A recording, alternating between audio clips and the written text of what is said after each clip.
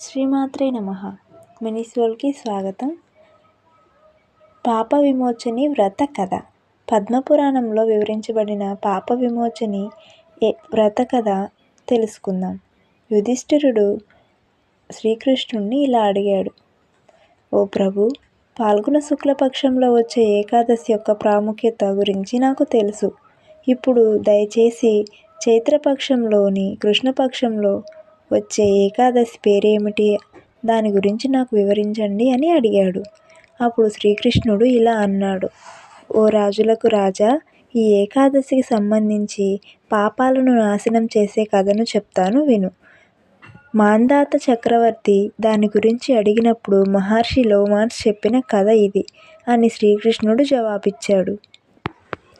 మాంధాత చక్రవర్తి ఇలా అడిగాడు: ఓ ప్రభు, ప్రజల సంక్షేమం కోసం చైత్రమాసంలోని కృష్ణపక్షంలో ఏ ఏకాదశి వస్తుందో వినాలనుకుంటున్నాను. దాని ఆచారాలేమిటి? దానివల్ల ఎవరైనా ప్రయోజనాలు పొందుతారా? దయచేసి ఈ వివరాలు నాకు చెప్పండి అని అడిగాడు. దానికి లోమాస్ చక్రవర్తి ఇలా అన్నాడు: ఓ రాజులలో శ్రేష్ఠుడా, ఈ సంఘటన పురాతన కాలం నాటిది. గంధర్వుల కుమార్తెలు తమ సేవకులతో ఆనందంగా తిరుగుతున్న అప్సరసలచే అలంకరించబడిన చైత్రరథ అనే అడవిలో తమ మంత్రముగ్ధమైన స్వర్గానికి ప్రసిద్ధి చెందిన దేవలోక వనదేవత మంజుఘోష మేధావి అనే ఋషిని ఆకర్షించడానికి వెళ్ళింది. అతను బ్రహ్మచర్యాన్ని అభ్యసిస్తూ ఆ అడవిలోనే నివసిస్తున్నాడు. ఆ మహర్షికి భయపడిన మంజుఘోష తన ఆశ్రమానికి 1 మైలు దూరంలో ఉండి వీణను అందంగా వాయించడం మొదలుపెట్టింది. మధురమైన రాగాలు చేస్తూ గౌరవనీయుడైన మహర్షిని వేరే చోట తిరుగుతూ ఆమె గానం విని దానిని అనుసరించాడు. ఆమె అందానికి మంత్రముగ్ధుడైన అతను ఆమెను చేరుకున్న తరువాత తన సన్యాసాన్ని విడిచిపెట్టి కోరికలకు లొంగిపోయాడు. అలాంటి స్థితిలో ఉన్న మహర్షిని చూసి మంజుఘోష అతని దగ్గరకు వచ్చి ఆమె వీణను పక్కకు పెట్టి అతనిని లాలించడం ప్రారంభించింది. మేధావి కూడా ఆమెతో శృంగారంలో నిమగ్నుడయ్యాడు. కోరికలలో మునిగిపోయి వారు రాత్రి పగలు అనే తేడా లేకుండా పోయారు.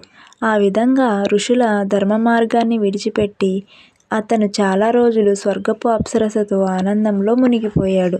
మంజుఘోష స్వర్గలోకానికి బయలుదేరడానికి సిద్ధమైంది.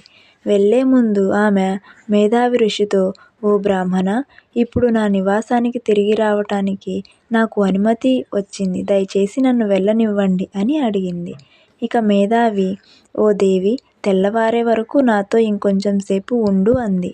ఆ దివ్య వనదేవత: ఓ బ్రాహ్మణ శ్రేష్ఠుడా, ఎన్ని సాయంత్రాలు గడిచాయో ఎవరికి తెలుసు? దయచేసి నాతో గడిపిన సమయాన్ని పరిగణించండి అని సమాధానం ఇచ్చింది.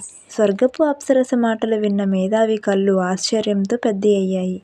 ఆ క్షణంలో అతను గడిచిన సమయాన్ని లెక్కించి ఆమెతో ఉన్నప్పుడు 57 సంవత్సరాలు గడిచిపోయాయని గ్రహించాడు.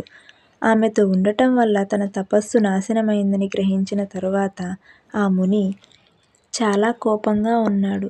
ఓ పాపి, నువ్వు రాక్షసి అవుతావు అని ఆమెను శపించాడు. ముని శాపంతో కాలిపోయిన ఆమె వినయంగా నమస్కరించి: ఓ బ్రాహ్మణులో ఉత్తముడా, దయచేసి నా పాపం నుంచి నన్ను విముక్తి చేయుము. 7 మాటలు మాట్లాడడం ద్వారా లేదా 7 అడుగులు కలిసి నడవడం ద్వారానే సద్గుణవంతులతో స్నేహం ఏర్పడుతుంది.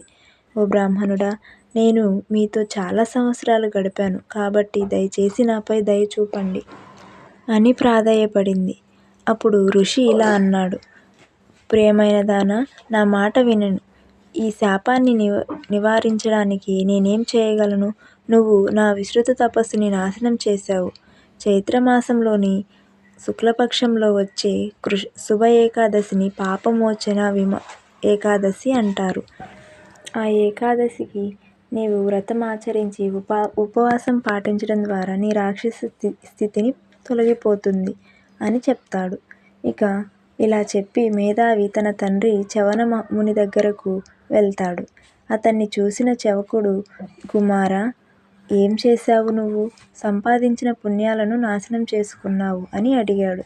మేధావి: తండ్రి, నేను ఒక స్వర్గలోకపు అప్సరసతో సుఖంలో మునిగి పాపం చేశాను.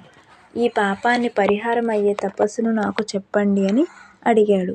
దానికి చ్యవనుడు, కుమారా, చైత్రమాసంలోని శుక్లపక్షంలో వచ్చే ఏకాదశి ఉపవాసం ఉండటం వల్ల పేరుకుపోయిన పాపాలు నశించిపోతాయి అని చెప్పాడు. తన తండ్రి మాటలు విన్న మేధావి ఆ ఉపవాసం పాటించాడు. దీనితో అతని పాపం ప్రాయశ్చిత్తమైంది మరియు అతను మళ్ళీ తపస్సుతో పరిపూర్ణుడయ్యాడు.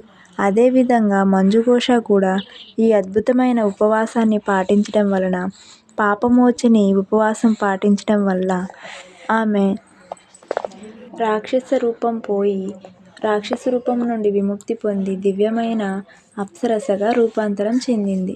తిరిగి స్వర్గలోకానికి వెళ్ళిపోయింది. ఈ విధంగా ఓ రాజా, పాపమోచని ఏకాదశి ఉపవాసం ఆచరించే సద్గుణవంతులు పాపాలన్నీ నశించిపోతాయి. దాని గురించి చదవటం లేదా వినడం వలన 1000 ఆవులను దానం చేసిన పుణ్యం లభిస్తుంది. బ్రాహ్మణ హత్య, బంగారం దొంగతనం, మద్యం సేవించడం మరియు గురువుల భార్యతో వ్యభిచారం చేయడం వంటివి ఘోరమైన పాపాల నుంచి కూడా విముక్తిని పొందుతారు. ఈ ఉపవాసం ఆచరించడం ద్వారానే తొలగిపోతాయి.